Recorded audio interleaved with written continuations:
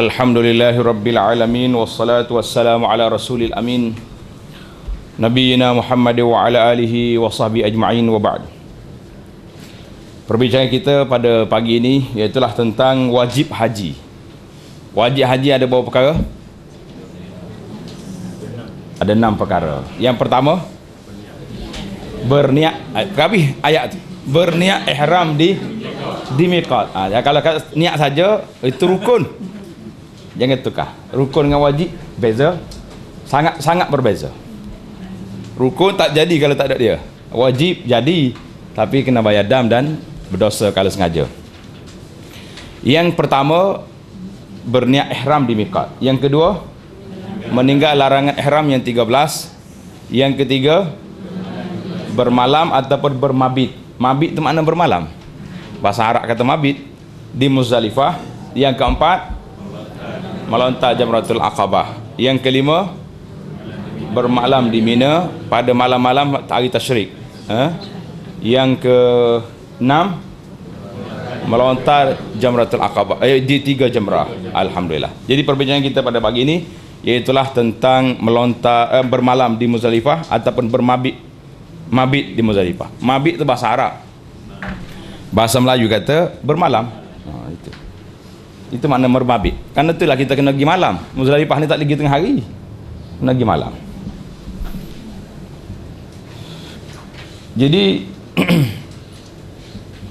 bermalam di Muzdalifah, maksud dianya berada di Muzdalifah pada waktu malam. Itu maksud bermalam di Muzdalifah. Berada di Muzdalifah pada waktu malam. Jarak je macam ni. Sikit je tengok. Cuba tengok dalam plan kita tu daripada Arafah. Ini Arafah ni. Tengok sini Arafah. Arafah ni tempat kita wukuf lah ni. Arafah ni kita wukuf. Ni Jabal Rahmah orang panggil ni. Ni Masjid Namirah. Jadi kita wukuf sekitar ni dalam kawasan Arafah. Kemudian kita nak keluar daripada Arafah ke Muzdalifah. Jarak dia jauh mana? Orang jalan kaki ramai tu. Tengok jarak dia tak jauh. Di antara Muzdalifah dengan Arafah dalam 6 km atau 7 km saja. Jarak dia 6 atau 7 km. Tengok tepi tu. Kau tak nampak bahasa dia. Dia kata nampak dah tapi huruf tu pelik. Jawi ke bahasa Arab. Dia dua cara nampak ni. Sama ada tak nampak semati atau bukan tak nampak tak jelas. 6 km tengok jarak. Di antara Mekah dengan Muzdalifah 10 km. Mekah dengan akhir Muzdalifah 15 km. Muzdalifah dengan Arafah 6 km. Mekah dengan Arafah 22 km. Tu. Tak jauh jarak dia. Ramai pada malam tu orang jalan kaki. Jalan kaki. Dan memang menyeronokkan jalan kaki ni. Kalau pergi 10 tu yang sampai, kalau grup 10 tu sampai biasa sampai di Muzdalifah ni 2 orang tinggal, 3 orang dia pecah tengah jalan. Jadi kerana tu bila jemaah ajak ustaz kita berjalan, kata lain kali lah. Kali ni biar dulu kita naik bah dulu. Kita bimbang takut tak sampai. Bukan tak sampai, dia akan sampai. Cumanya bila orang mari pecah, itu kelebihan jemaah kita Malaysia ni. Kelebihan dia macam semaya juga. Semaya mana ada orang duduk dekat-dekat, dalam semaya sah, dia duduk jauh-jauh. Macam VIP sorang-sorang duduk. Orang Indonesia kalau dia berjalan dia sambung tangan terus. Jadi mari buat ni sekali rempuh je. Assalamualaikum. Hak ni pergi sana, ni pergi sana. Akhir kali jumpa Mekah esok.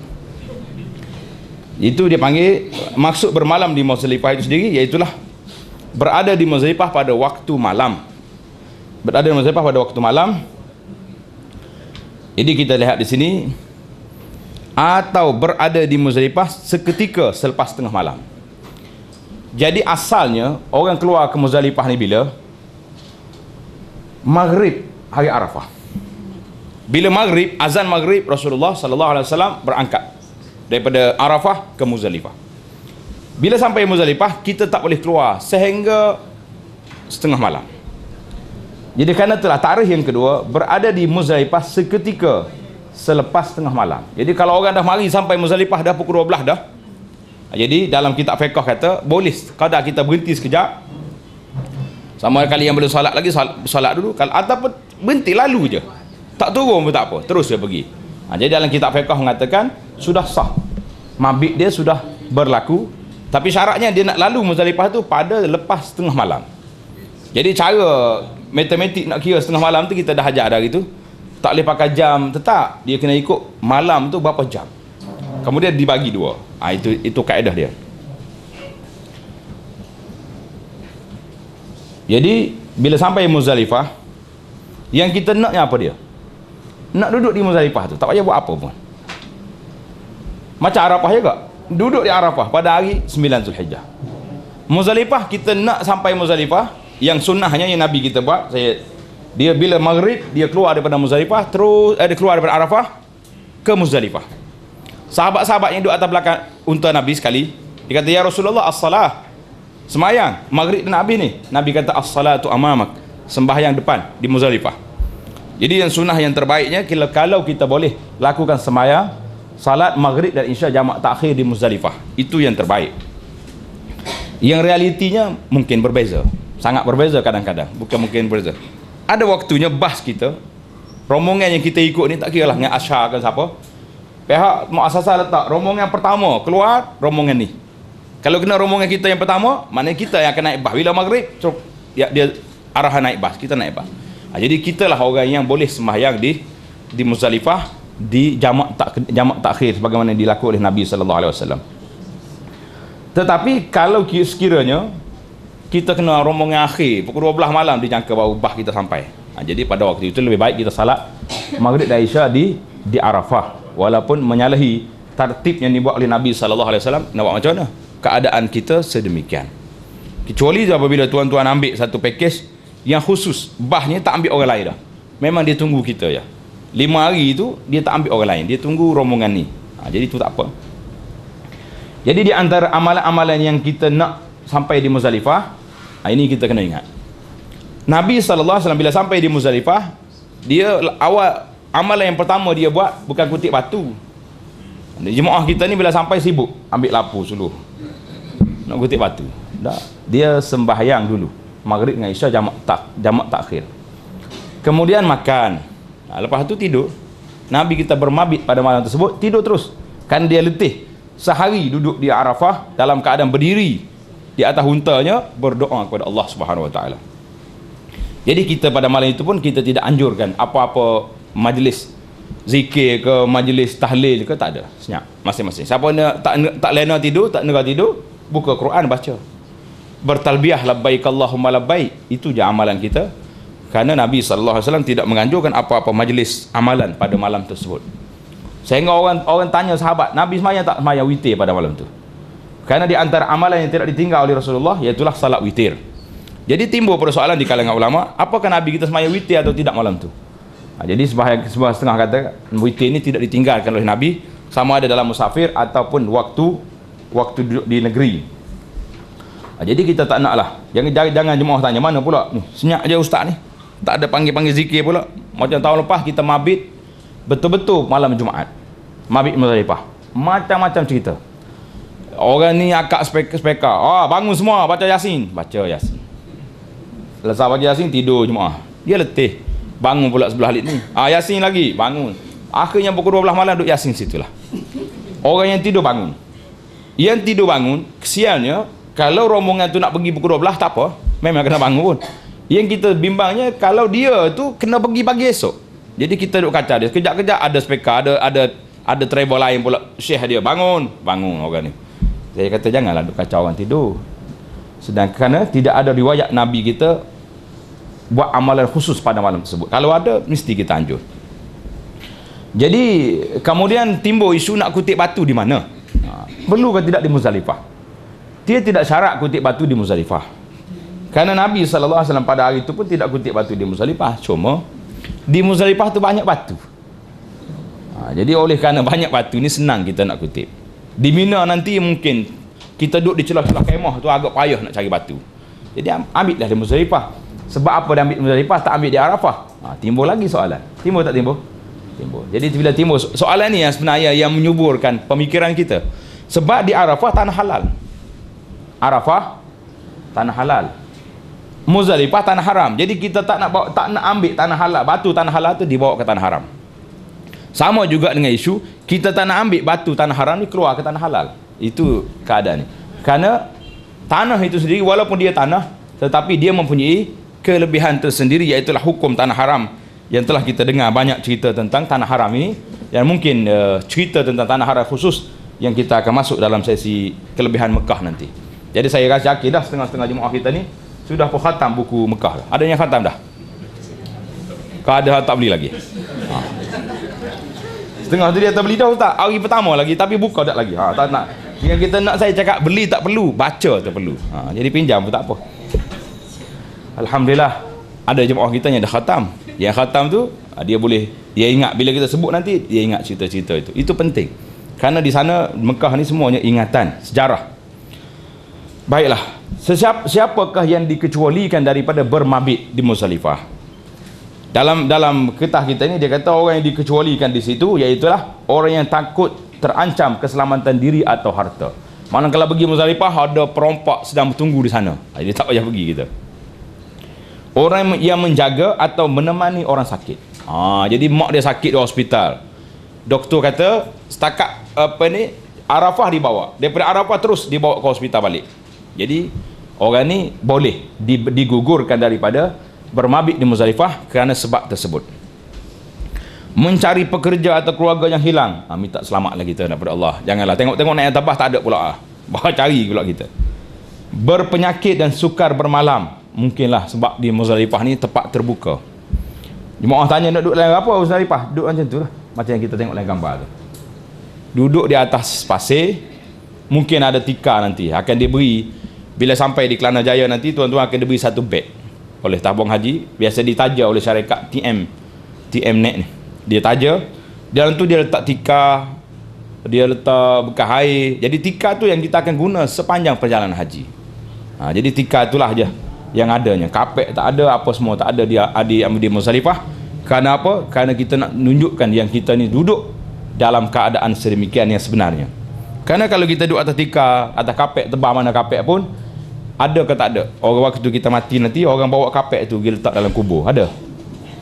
Dia kata ni VIP punya, letaklah kapek sini. Jadi buat apa? Tak ada orang letak kapek. Jadi kita duduk di Muzdalifah betul-betul seolah-olah kita menunggu di antara keluar daripada kubur nak pergi ke Sirat. Dia panggil mahsyar. Mahsyar ni tempat orang berkumpul situ. Tak ada atap, tak ada teduh, tak ada lapik, tak ada semua duduk situ. Jadi seolah-olah Muzdalifah ni satu perhentian yang menggambarkan kedudukan kita di mahsyar. Apabila yakhrujuna minal ajdas, apabila seorang itu keluar daripada kubur, berkumpul di situ. Menunggu siapa dulu yang boleh pergi di mahsyar nanti. Jadi kita nanti bila duduk di sana, kita tengok kalau orang lain dah berangkat dah, itu orang amalan baik pergi dulu. Bukan amalan baik dalam malam tu, dalam tu semua amalan baik. Tapi kita boleh gambarkan dalam kepala kita bagaimana kedudukan seorang itu dalam amalan dia. Orang yang boleh yang terpaksa, contohnya terpaksa di sini, pihak tabung haji buat satu keputusan seperti bas kita datang. Tiba-tiba polis ni halau. Roh dia tanya. Bahasa Arab kata roh. MC, mana berjalan, jangan berhenti. Berjalan sampai keluar daripada budak Muzdalifah. Bah nak pusing balik memang tak mampu dia nak pusing balik. Kalau pusing balik mungkin ambil masa dalam 5 jam baru boleh sampai balik ke Muzdalifah. Jadi dia buat macam mana? Mabitnya hanya malam tu saja. Ada mabit. Malam besok tak ada dah. Jadi di situ dikira juga orang yang keuzuran, yang diberi kelonggaran, tidak berdosa, kerana bukan kita keluar sendiri tapi kita telah dihalang oleh pihak yang berkuasa. Kita jangan duk kata polis tu tak betul. Memang dia tu dia beri arahan. Bah di sini tak boleh berhenti, jalan je lah. Orang nak mabit ke tak mabit, itu cerita lain. Jadi tempoh masa yang diperuntukkan untuk bermalam di Muzdalifah, kita letak di situ, iaitulah selepas setengah malam 10 Zulhijjah sehingga terbit fajar pada hari 10 Zulhijjah. Itu jarak masa yang kita nak duduk di Muzdalifah. Jadi kalau orang datang awal, dia tak boleh keluar kecuali selepas setengah malam. Ini kaedah yang mesti kita ingat. Siapa dia sampai maghrib, sampai dah. Isya dah sampai di Muzdalifah, kena tidur situ. Tunggu sampai setengah malam, barulah dibenarkan bergerak. Bas kita memang tak berjalan dah. Ini suasana realiti lah, suasana mabit di Muzdalifah yang jelas. Cuma setengah-setengah pengkursus haji kita ni orang lama, versi-versi yang tahun 70-an mungkin. penceramah kita. Jadi dia suruhlah jemaah haji ni beli torchlight, bawa lampu suluh. Jadi kalau tamu jemaah tanya saya sekarang ni, nak boleh bawa tak bawa lampu suluh? Macam mana saya nak kata? Tu je realiti dia tu. Orang boleh baca Quran di Muzdalifah sebab lampu dia cerah. Cumanya kalau tanya saya beri keizinan juga untuk bawa lampu suluh ni, tapi beli yang kecil lah. Beli yang kecil, satu keluarga satu, jangan bawa satu seorang berat beg dia. Jangan nak bawa yang besar sekali tu. Kita bimbang juga kerana mungkin waktu kita sampai tu berlaku kecemasan, elektrik putus. Jadi macam mana kita nak suruh? Sekurang-kurangnya lampu tu ada, tapi janganlah bawa setiap orang satu buat berat beg. Kalau nak bawa satu seorang pun beli yang paling kecil sekali. Pergi dekat kedai tu beli yang paling kecil sekali, tak dalam beg kita. Mungkin kalau ada kecemasan, emergency, kita ada lampu. Jadi walau macam mana pun, biasanya bila sampai di Muzdalifah, saya akan beri arahan makcik-makcik dan pakcik-pakcik yang bawa lampu tu diminta keluarkan lampu. Dia tanya pula, ustaz nak suluh apa ni, cerah macam apa ni? Saya kata sekurang-kurangnya kita tahu di sinilah tempat nak guna sebenar lampu tu. Saya takut balik Mekah nanti dia tanya, ustaz lampu ni bila nak pakai? Sedih juga kita tak? Jadi suluhlah apa-apa yang ada kat situ pun bolehlah. Kita kata sekurang-kurangnya lampu itu telah digunakan menjadi saksi sebagai haji yang telah pergi ke Muzdalifah. Jadi cara nak kiranya macam kita duk kira itulah, bermula daripada wukuf kita daripada zuhur sampai maghrib. Jadi bila maghrib, kita keluar daripada Arafah pergi ke Muzdalifah. Jadi bila masuk setengah malam pada waktu itu, kita diberi kelonggaran boleh keluar daripada Muzdalifah pergi ke Mina. Sampai di Mina diberi kelonggaran sekali lagi boleh melontar Jamratul Aqabah pada malam tersebut. Jadi bila saat melontar Jamratul Aqabah, masuk pula waktu untuk kita bergunting atau bercukur. Jadi habislah tahallul awal. Kejap je. Haji ni bukan lama sangat. Kalau kita pergi mengikut cara ekspres seperti yang ada hari ni tuan-tuan, hanya lebih kurang dalam 12 jam haji.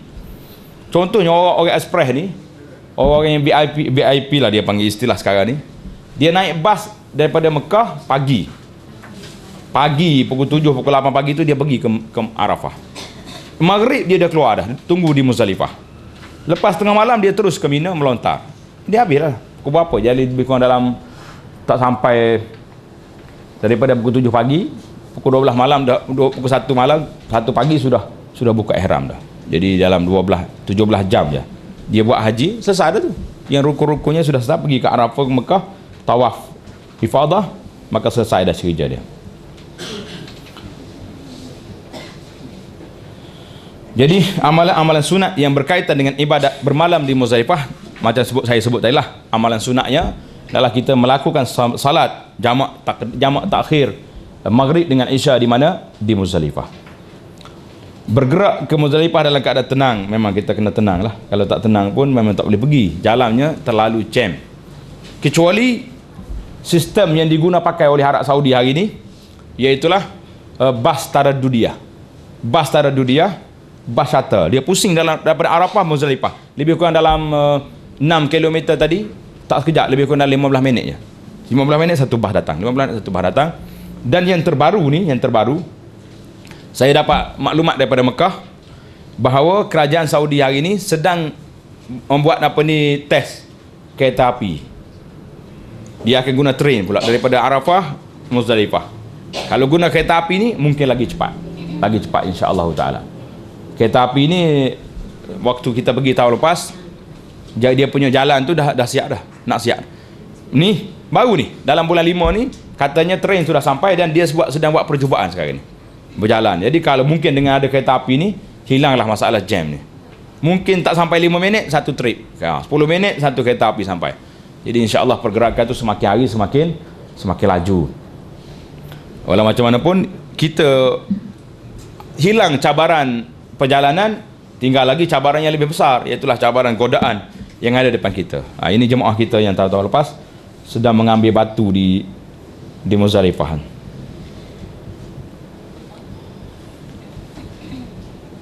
Itu suasana Muzdalifah, kita duduk lagu tu lah.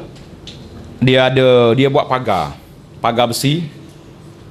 Dalam pagar ni dia akan letak maktab. Kita dengan tabung haji ni ada dua sistem. Satu dia panggil KT. KT itu maksudnya kapal terbang yang kita pergi, daripada Kuala Lumpur ke Mekah, KT berapa? KT 5, KT 10, KT 60, itu hak tabung haji. Bila sampai di Mekah, hilang KT tu masih ada, tapi dia guna maktab pula. Maktab ni di bawah muassasah. Satu maktab lebih kurang di antara 2,000 hingga 2,500 jemaah haji. Jadi bila sampai di Muzdalifah, dia akan tulis maktab 80, masuk sini.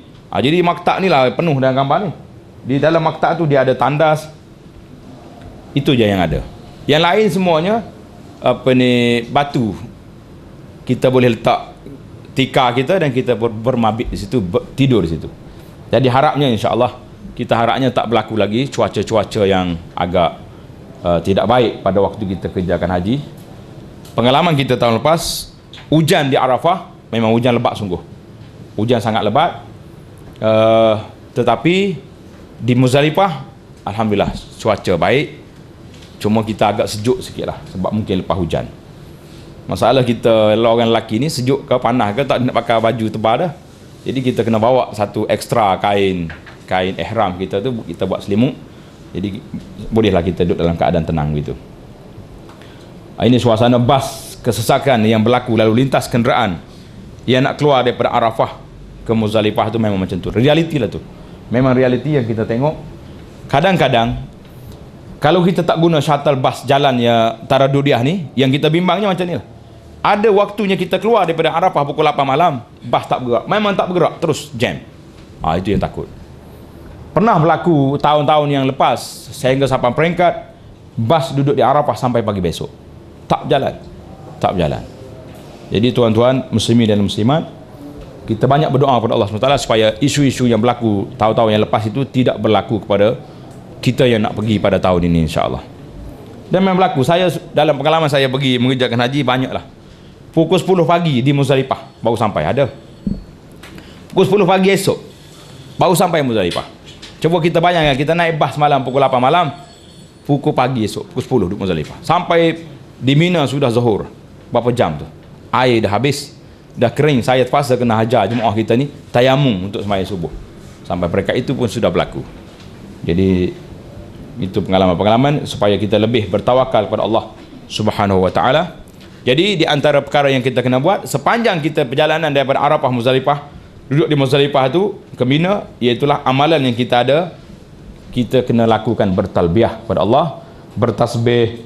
Kalau kita boleh baca Quran, itu ya amalan yang ada. Jadi orang-orang yang dikecuali daripada bermalam Muzdalifah tanpa perlu bayar dam dan tidak berdosa. Kaedah umumnya, sesiapa yang dihalang oleh sesuatu perkara daripada bermalam di Muzdalifah bukan dengan kehendaknya, iaitulah uzur syar'i, yang sebagaimana kita sebut tadi, beberapa perkara itu halangan-halangan yang telah kita sebut di awal tadi. Jadi ini suasana bermalam di Muzdalifah memang suasana yang cukup menarik. Satu pengalaman lah bagi kita ni, kita duduk di sana. Jadi insya-Allah setiap pergerakan kita tu kita akan bagi tahu nanti. Habis. Kita masih lagi Muzdalifah. Jadi bagi jemaah yang ada soalan tentang mabit di Muzdalifah ni, apa yang kita nak buat, boleh tanya soalan. Ada soalan yang tak jelas lagi di Muzdalifah ni? Kejelas belaka dah. Yang pentingnya senang je. Muzdalifah ni apa benda? Keluar daripada Arafah nak pergi Muzdalifah, duduk di situ, bermalam di situ. Apa yang kita nak buat? Buatlah ibadat khusus yang kita nak buat. Yang pentingnya kalau kita tak salat lagi di Arafah, semayang dia di Muzdalifah. Kalau sudah semayang di Arafah, tak payah semayang lagi di Muzdalifah. Dan kita duduk dalam keadaan bertalbiyah, labbaik Allahumma labbaik. Kita berzikir, baca Quran, dan kita tidur. Itu makna bermabit. Jadi tidur tu setangkat mana? Yang sunnah, yang afdalnya tidur sampai subuh esok. Lepas subuh, lepas kita semayang subuh, kita berdoa, baru kita naik bas pergi ke Arafah, pergi ke Mina. Itu kalau dapat. Tapi bukan kehendak kita. Kerana trip perjalanan itu tidak. Macam pengalaman kita tahun lepas, rombongan kita, saya sendirinya sempat sembahyang subuh di Muzdalifah. Kerana kita biasanya kita akan lepas jemaah pergi dulu. Orang tua-tua kita hantar dulu. Orang sakit naik bas. Trip yang pertama jemaah kita ni kita lepas pergi dulu. Biar dia duduk di kemah di Mina ni lebih keadaan tu lebih light daripada di sini. Tapi orang yang duduk di Muzdalifah, yang basnya tak sampai, jangan gelisah. Jangan duk rasa bila nak sampai ni, jangan. Selagi kita boleh duduk sampai subuh, maka alhamdulillah kita bersyukur kepada Allah SWT kerana kita boleh bermalam penuh sebagaimana yang dilakukan oleh Nabi sallallahu alaihi wasallam. Jadi itu penting. Jangan duduk gelisah. Oh ustaz, orang lain dah pergi, orang lain biar dia pergi.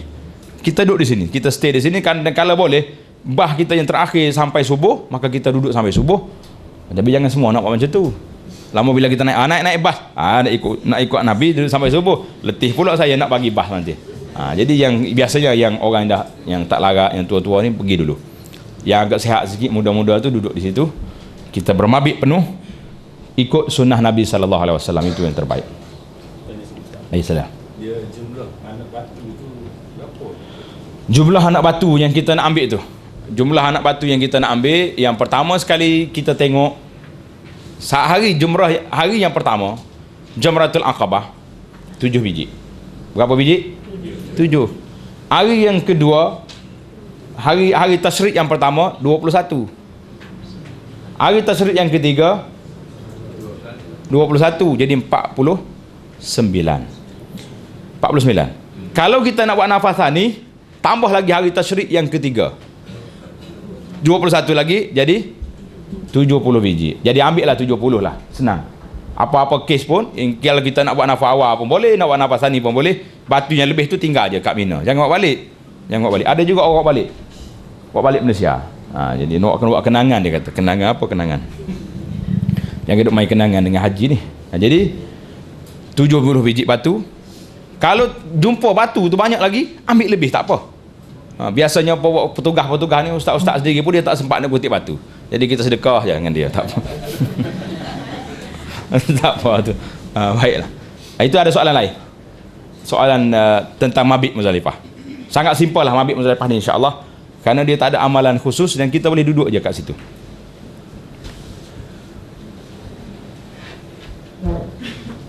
Kita pergi pula kepada wajib haji yang keempat, iaitulah melontar. Melontar di mana? Hari yang pertama melontar di Jamratul Aqabah. Melontar di Jamratul Aqabah pada hari raya. Ingat, hari raya ni dia khusus. Sebab apa dia khusus hari raya ni? Kerana satu je jumrah kita melontar, Jamratul Aqabah, ataupun dipanggil Jumrah Kubra, jumrah yang besar yang ada pada hari itu. Jadi Jumrah Al-Aqabah ataupun Jumrah Kubra. Tengok gambaran yang ada hari ini, itulah Jumrah Al-Kubra, maknanya Jumrah Aqabah. Jadi jumrah ni ada 3. Jumrah ni ada 3. Di Mina nanti kita akan jumpa macam ni kedudukan dia. Jumrah ula, jumrah yang pertama. Mari daripada Mina kita jumpa ini dulu. Kemudian kita pergi yang tengah. Wusta tu makna jumrah yang tengah. Jarak dia tak jauh, 150 meter je. Yang ketiga Jumrah Aqabah tu jumrah jarak dia 190 meter. Jumrah Aqabah inilah jamrah. Mana jamrah sendiri tu belum dicerita lagi, tak? Jamrah tu mana tempat kumpul anak batu. Jadi bila kita nak lontar, kita bukan pergi lontar tiang ni, tak. Kita nak lontar kepada tempat kumpul anak batu. Bismillah, Allah Akbar, lontar di situ. Jadi kerana itulah dia kata jamrah ni, kita nak melontar ni, melontar apa? Melontar jamrah. Lontar tempat kumpul anak batu. Jangan niat sekali-kali nak pergi lontar syaitan. Kalau nak pergi lontar syaitan, susah kita. Sebab anak batu yang kita nak ambil tadi, bersama mana batu yang kita nak ambil di mana-mana lah, di Muzdalifah kan nak ambil di Mina nanti, batu melontarnya sebesar ruah jari ni, sebesar biji kacang full dia, kacang full lebih kurang besar ni, ukurannya besar ni. Tengok saya, besar ni, besar kecil. Jadi kalau nak lontar syaitan, mesti syaitan gelak. Besar tu nak lontar aku, alah buat malu je. Makcik-makcik kita ni pula ambil batu ni, dia pergi basuh pula. Duk basuh di Muzdalifah tu. Kata buat wajib basuh. Saya bimbang, lepas basuh sampai di Mina nanti sembuh dengan perfume pula. Allah, lagi senyum syaitan. Batu kecil, bersih, wangi lagi. Semua tu tak ada sunnah lah kata. Cerita karut orang kita dia reka sendiri. Orang masyarakat kita ni dia suka mereka-reka cerita yang tidak ada. Jadi kita nak faham Jamrah Aqabah, ingat betul-betul. Jumrah yang kita nak lontar hari raya ni Jumrah Aqabah. Jadi kalau tuan, biasanya kita akan pergi ramai-ramai lah, bawa bendera pergi. Kalau terlepas pergi sendiri, buat macam mana? Tengok, kita akan jumpa jumrah yang pertama, jangan berhenti. Jumrah yang kedua, teruskan. Yang ketiga baru kita berhenti. Jadi gambaran jumrah hari ni tuan-tuan macam ni. apa ni, tu gambaran dia. Luas macam kapal dia buat. Dulu kecil. Dulu Jemrah ni kecil. Yang menyebabkan orang bertembung pada hari raya tu memang pertembungan yang agak dahsyat lah. Yang kita dengar cerita-cerita kematian dan sebagainya tu, itu waktu dia kecil dulu. Tapi pihak alim ulama kita di Arab Saudi telah berijtihad. Dia kata boleh tak boleh kita besarkan Jemrah ni. Jadi mereka telah membuat keputusan bahawa Jemrah ni boleh dibesarkan. Tapi yang syaratnya tempatnya mesti di situ. Mesti di situ. Kerana bukan kita nak pergi lontar tiang yang ada tu, tak. Pergi lontar di tempat perkumpulan batu. Jadi sekarang ni Jemrah yang dibuat macam perahu ni, bawah ni, ingat tak? Nampak je tu. Bawah tu ada lubang. Lubang ni dia akan turun duduk setempat. Batu tu ada setempat. Dulu penat kita. Tengah malam kalau kita pergi lontar malam, lori mari. Apa ni, berdoza mari angkat batu. Allah, masa tu jam berat. Hari ni tak ada dah. Semua lontar turun ke bawah. Automatik. Jadi kalau salah kita nak lontar batu, terlontar, ambil duit kita. Assalamualaikum. Tak jumpa cari dah. Dia turun ke bawah sekali. Jangan cari polis lah. Cik, beg saya pula salah terlontar tadi. Tak jumpa cari dah dia. Jadi melontar ni macam mana cara dia? Jadi menurut sunnahnya, melontar 7 biji batu di Jamratul Aqabah merupakan amalan yang pertama sekali dilakukan oleh jemaah haji pada hari 10 Zulhijjah di Mina. Disunatkan bagi jemaah haji tidak menyibukkan dirinya dengan urusan-urusan lain setibanya di Mina dari Muzdalifah, melainkan melakukan ibadat ini, ibadat melontar ni. Kerana melontar batu di Jamratul Aqabah merupakan tahiyyah Mina. Tahiyyah itu maksudnya selamat datang ke Mina. Setiap benda ni, setiap amalan kita ada selamat datang. Selamat datang ke Mekah, apa dia? Tawaf di Kaabah.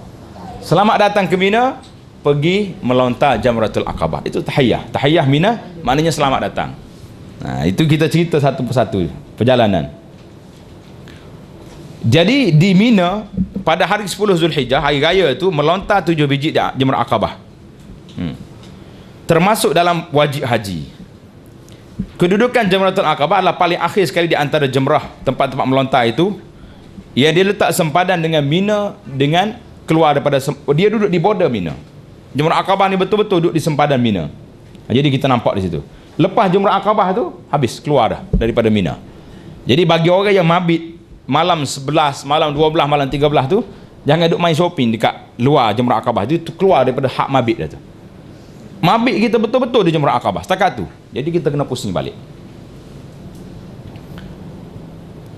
Jadi waktu mula, bilakah bermulanya waktu untuk melontar Jamratul Aqabah? Jawabnya selepas tengah malam Zulhijjah. Contoh tadi saya kita buat, orang yang keluar daripada Arafah sepatutnya dia pergi ke mana? Pergi Muzdalifah. Tiba-tiba dia dihalang, dia telah dihalau keluar. Halau-halau sampai ke Mina. Nak pusing balik tak reti dah. Driver pun tak sanggup lagi dah. Jadi kita duduk di Mina tu, apa nak buat? Bila lepas setengah malam, malam raya tu, lontar je lah. Melontar dulu. Jadi Arafah tu kalau kita boleh balik semula ke Muzdalifah, balik. Kalau tak boleh balik pun, kata tabung haji Muzakarah, dia mengatakan ini termasuk dalam mukrah, orang yang telah dipaksa keluar daripada Arab Muzdalifah. Bila tarikh akhir, tenggelamnya matahari hari 13, masuk maghrib hari 13 Zulhijjah, maka berakhirlah waktu melontar. Siapa tak melontar lagi, maka dia dikira orang itu sudah meninggalkan wajib haji dan dia kena bayar dam seekor kambing. Jangka waktu untuk melontar selepas tiba daripada Muzdalifah, itu yang sepatutnya lah. Jadi jam, pusingan jamnya macam tadi juga, macam mabit tadi juga. Ini kita wukuf. Masuk waktu maghrib, keluar daripada Arafah, pergi ke Muzdalifah. Bila sampai di situ setengah malam, masuklah waktu untuk tawaf haji. Boleh. Ada setengah orang ni, dia balik daripada Arafah, pergi Muzdalifah, terus ke Mekah. Dia boleh lakukan tawaf. Ada orang yang daripada Muzdalifah pergi ke Mina, dia boleh melakukan melontar. Jadi itu pilihan kelonggaran yang diberi itu menunjukkan bahawa anjalnya Islam ini kepada umatnya tidak begitu ketat. Kalau semua tuju satu tempat dengan bilangan jemaah yang begini ramai, saya rasa jamnya bertambah teruk lagi. Jamnya terlalu teruk kerana keadaan itu. Jadi kita duduk situ, Timbul lagi soalan, bilakah waktu paling afdal untuk melontar Jamratul Aqabah pada hari raya? Bila? Jawabnya bermula daripada naik matahari, waktu duha sehingga zuhur. Itu afdal. Kerana apa? Kerana Nabi SAW selepas daripada bermabit di Muzdalifah, dia semaya subuh Muzdalifah. Lepas semaya subuh, Nabi kita berdoa panjang. Sebelum naik matahari, dia berjalan daripada Muzdalifah pergi ke Mina. Sampai di Mina, duha. Waktu duha ni waktu naik matahari, lepas setengah jam naik matahari, itu waktu duha. Maka Nabi kita melontar pada waktu tersebut. Lepas melontar sehingga waktu zuhur, lepas melontar Nabi kita bercukur. Bercukur dan dia sembelih korban dia di situ. Lepas sembelih korban 100 ekor, Nabi kita pergi ke Mekah melakukan tawaf ifadah. Itu perjalanan dia. Jadi kita yang afdalnya, kalau boleh kita melontar sebelum zuhur. Itu yang paling baik, yang paling afdal. Tapi mengikut realitinya macam ni. Realiti saya nak tunjuknya macam ni. Jemaah yang sampai awal ke Muzdalifah, ke Mina pada malam hari raya, pihak muassasah akan lepaskan kita pergi melontar malam tu.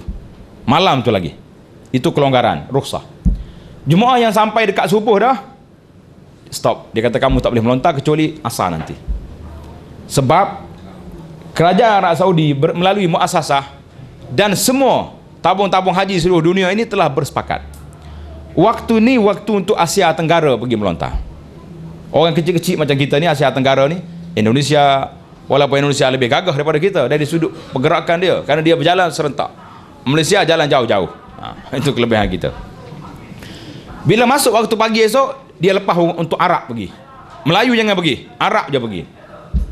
Mungkin ada jemaah kita yang bersemangat. Dia kata saya nak ikut waktu melontar Nabi. Boleh ke tak boleh? Saya kata boleh. Dan saya membenarkan tuan-tuan pergi, tetapi tak boleh pergi kumpulan besar. Tak boleh pergi dengan bawa bendera satu Malaysia, tak boleh. Kerana dia pantau di sana. Dia kata tengok waktu ni bukan waktu Asia Tenggara. Kenapa ada orang Malaysia keluar waktu ni? Itu masalah kita. Jadi kita pergi secara tidak berkumpulan besar-besar. Mungkin kita pergi 5 orang, 6 orang, 10 orang yang dah biasa pergi tu. Kami nak melontar pagi, mengikut sunnah Nabi. Pergi, tak apa. Tapi kalau nak suruh kita anjur bawa bendera, tak boleh bawa. Kerana kalau kita nak keluar macam tu, muassasah kata Ashhad Travel kena sign, tanda tangan. Apa-apa tanggungjawab, kamu bertanggungjawab. Jadi kita tak naklah bertanggungjawab. Dia nak letak atas kepala kita. Jadi waktu kamu petang nanti. Asar baru dia benar pergi pula. Jadi jemaah yang sampai lewat ke Mina, sabar je lah. Hari tu kita melontar petang nanti. Duduk di Mina, berehat situ dulu. Jadi lepas petang baru kita pergi melontar dan kita bercukur insya-Allah. Ini suasana Mina hari ini sudah 5 tingkat. Nampak dah tu tempat melontar tu. Jadi ini Jumrah Ula. Mula-mula sekali tu. Jauh.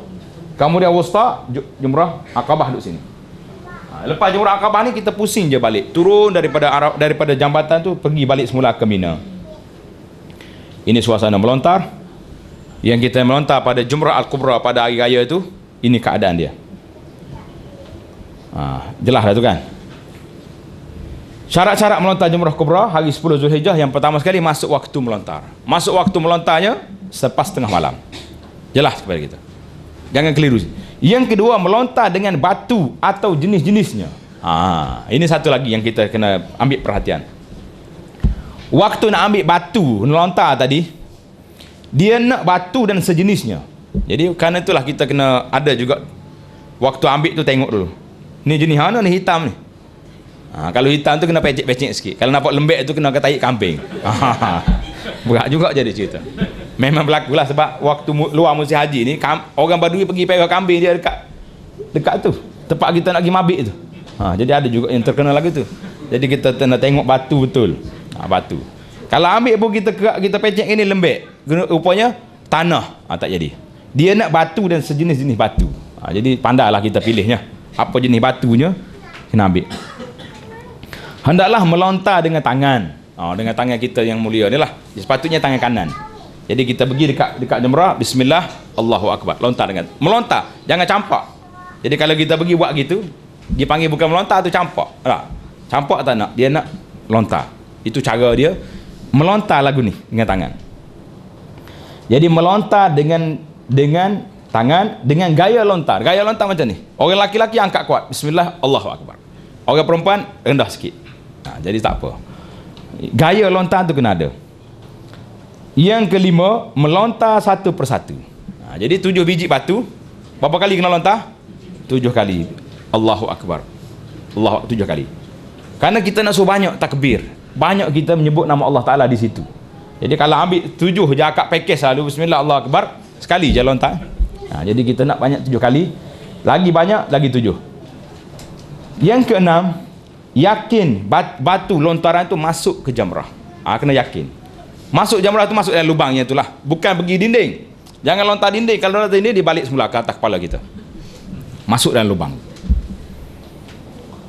Yang ketujuh, tujuannya tidak terpesong selain melontar. Ini syarat dia. Jangan kata buat apa tu, saja nak test. Jangan. Kebetulan kita tengok cicak kat dinding tu bagi. Naknya niat itu melontar. Yang ke-8, cukup 7 biji dengan yakin. Jadi macam mana nak buat, nak suruh yakin ni? Sebelum kita lontar, ambil dalam plastik kita, dalam bekas uncang batu tu, kita kira siap bila 7 biji. Ambil 1, 2, 3, 7 biji, tak dalam tangan. Bismillah. Kalau sekiranya jatuh 1, tambah 1 lagi. Tak yakin pula, 1 saat ni kena atas kepala orang, tak masuk dalam tu, tambah 1 lagi. Yang penting kena biar yakin bilangan 7 biji batu tu telah terlaksana. Bilangan 7 biji batu terlaksana. Kalau tak terlaksana, tambah 1 lagi. Contohnya kita dah kira dah 7 biji atas batu ni, atas tangan. Waktu nak ambil tu orang langgar tepuk, jatuh 1. Tambah 1 lagi, jangan pelik. Tapi jangan suka-suka nak tambah ya. Ekstra 1, tak ada. Dia tak ada main ekstra. Bilangan dia nak cukup 7 biji. Kalau tak yakin, barulah kita tambah 1. Sebab kalau tuan ekstra, dia jadi berapa? Dia 8. Dia semua kerja-kerja haji ni semuanya angka ganjil. Tawaf 7 kali. Lagi sa'i 7, melontar 7. Jadi kalau kita buat suka-suka ekstra jadi 8, lebih 1. Jangan tanya saya, dia kata ustaz kenapa lah 7? Angka 7 ni memang angka yang sudah ada di situ. Macam mana? Jawapan yang paling mudah sekali, Allah Ta'ala dah tentu dah, Nabi dah tentu 7 kali. Itu jawapan paling mudah. Tapi jemaah kita tak nak macam tu. Dia nak falsafah 7 tu apa benda? Jadi hak ni letih sikit ustaz nak jawab. Macam ada jawapan ustaz duduk cari cerita nak suruh jadi 7 ni. Dia kata apa yang senangnya? Langit 7, lagi hari 7, berapa 7 lagi? Semua dia bilang sampai 20 benda 7. 20 perkara semua 7 belaka. Jemaah pun dengar tengah. Betul dah tu. Jawapan sebenarnya wallahu alam. Pasal apa 7? Sebab Nabi buat 7. Itu jawapan yang paling tepat. Tapi kita boleh cari lagi lah. Sebab 7 tu banyak. Langit 7, hari 7, berapa 7 lagi? Yang terbaru ni, satu lagi tambahan mukjizat yang akhir zaman baru timbul ni, penyakit babi ni berapa hari? 7 hari juga. Kena ada penyakit babi tak? Saya tak nak sebut H1N1 pasal nama tu terlalu jauh dengan penyakit tu. Kita nak suruh orang makan babi ni berasa penyakit babi ni rupanya bukan makanan. Penyakit babi ni 7 hari ke tak 7 hari? Kau tak tahu juga 7. Sebabnya saya buat analisa macam ni, kerana bila penyakit ni masuk di sekolah, positif seorang pelajar di sekolah, sekolah tu akan cuti berapa hari? Seminggu. 7 hari dah seminggu tu. Kalau kena di universiti, di college tu akan cuti 7 hari. Itu maknanya penyakit yang terakhir ni 7 juga dia pakai. Jelas dah kita.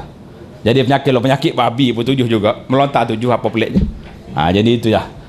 Yang falsafah lain tu kita carilah nanti. Sambil-sambil kita berbincang tentang haji ni, saya keluar sikit-sikit. Jadi keluar semua peluru hari ni, tak ada peluru nanti.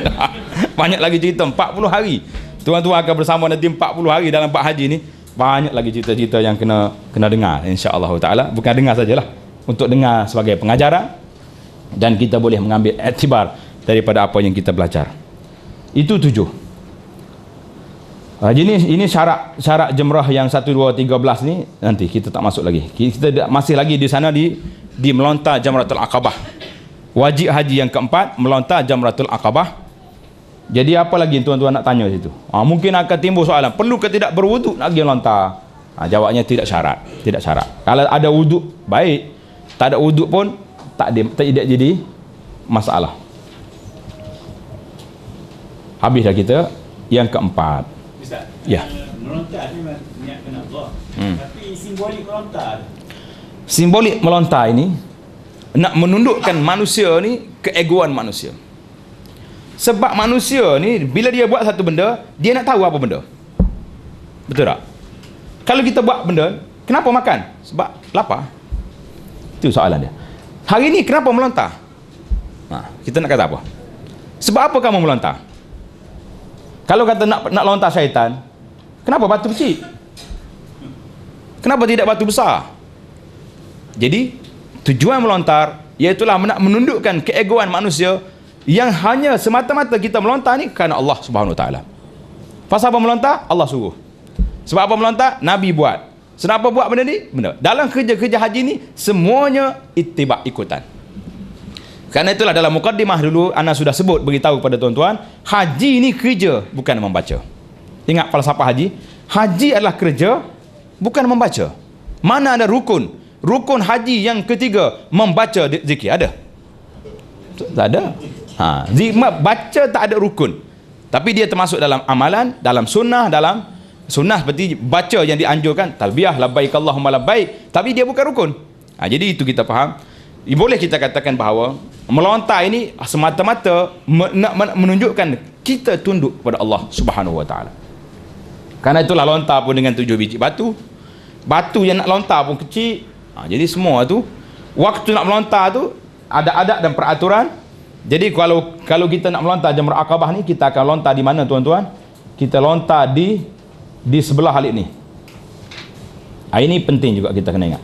Yang sunnahnya yang kita masih lagi kita boleh buat, iaitulah waktu melontar Jamrah Aqabah, hendaklah kita melontar di sebelah ni. Ini kedudukan Jamrah Kubra. Ini Mina di sini. Mina di sebelah halik ni. Mekah sebelah sana. Jadi tuan-tuan nak melontar di mana? Hari ni tempat melontar semua bulat. Bagi kita Jamrah Aqabah, hendaklah kita melontar di sebelah halik ni. Sebelah kanan, sebelah kiri melontar Jamrah. Kita jadikan Mina sebelah kanan dan Mekah sebelah kiri. Sebab apa? Nanti saya akan tunjukkan bila sampai di gambar nanti. Kerana asal Jamrah Aqabah ni duduk di tepi bukit. Jamrah Aqabah ni asalnya duduk di mana? Di tepi bukit. Bukan macam ni. Dan waktu saya pergi haji, waktu kanak-kanak dulu, tahun 80-an lah, awal 80, masih ada lagi Jamrah Aqabah ni sebelah, dinding sebelah. Tapi lepas pada tu berlaku aksiden kematian yang begitu ramai, maka ulama-ulama di Arab Saudi melalui ulama-ulama OIC yang bersidang Majma' Fiqhi telah mengeluarkan fatwa bahawa Jamrah Aqabah ni boleh kita buat bulat sekeliling untuk menyelesaikan masalah. Yang pentingnya melontar di situ. Jadi walaupun melontar belah ni, tapi batunya akan masuk belah kiri juga. Jadi oleh itu, bila tuan-tuan nak melontar nanti, kita pergi di sebelah kiri, kita jadikan apa tu? Kita jadikan Mekah sebelah kiri dan Mina sebelah kanan. Jadi untuk ambil tempat asal, baru kita nampak. Tak apa, saya tunjuk gambar asal dia ada di sini. Saya kira ini tempat melontar sekitar 50 tahun yang lalu. 50 tahun atau 60 tahun dulu. Lagu tu ya dianya. Dalam Kedah duduk tu. Dia celah-celah kemah gitu. Masa tu orang tak ramai lagi. Lepas tu naik tarah sikit dah. Ni buat tanda. Ini Jamrah Aqabah. Jamrah Aqabah yang saya cerita tadi, iaitulah dia duduk di tepi bukit. Tengok kita nampak tu kan, Jamrah Aqabah duduk di mana? Di tepi bukit tu. Tepi bukit. Jadi pasal tu lah di tempat melontar dia sebelah. Yang kata dalam cerita lama, kata waktu Nabi Ibrahim sampai sini dari lawan dengan syaitan tu, berhenti sandar bukit dia, lontar situ. Jadi kita bukan nak pergi lontar syaitan tak ada kat situ je. Kalau lontar syaitan lagi tak boleh batu kecil. Jadi nak ingat sejarah tu lah yang kita melontar tu. Jadi nampak jelas daripada kita kedudukan tu. Dia Aqabah ni maksudnya di celah lorong bukit dua. Ni kalau tuan-tuan kenal nama ayah Yasin, Ustaz Hussein Abdul Majid Qadhi, yang asal orang Pasir Putih, duduk Mekah lama. Dia cerita waktu berapa puluh tahun dulu jemaah haji pergi ke Mekah 10,000 orang ya. Seluruh dunia ni 10,000 je sampai di Mekah. Tapi oleh kerana Aqabah ni sempit, berlaku kematian dah masa tu di jurang Aqabah tu, mati dah orang. Accident sebab orang naik unta, atas unta tu dia ada tempat duduk dia tu. Tempat duduk atas unta. Duk belagar dah situ tu celah. Jadi mati dah. Jadi kalau tak pelik lah zaman kamu dia tu ramai lagi mati sebab bertempur tengok. Itu gambar-gambar yang lama ni. Kita nampak lah. Jumrah tu celah-celah bangunan begitu ya. Lama orang nak pergi melontar. Tahun 1962. Itu tak ada tahun dia. 1962 dia tulis. 1962. Hak ni hak 2 tingkat dah ni. Jumrah sudah naik 2 tingkat. Jadi bawah boleh, atas boleh. Tengok kita nampak Jamrah Aqabah tu.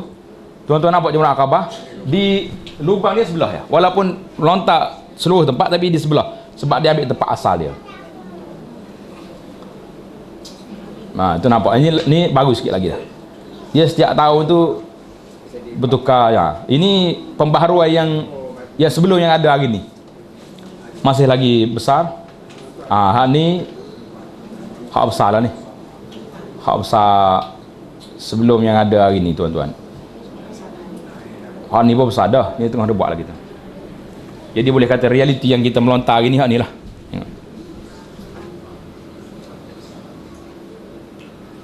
Ini tanda-tanda tempat melontarnya. Kita duduk berjalan tengok. Ini yang ada hari ni 5 tingkat tempat melontar. Semuanya sudah siap dah. Itu. Ini komplek melontar ni. Dia panggil komplek lah sekarang ni boleh jadi.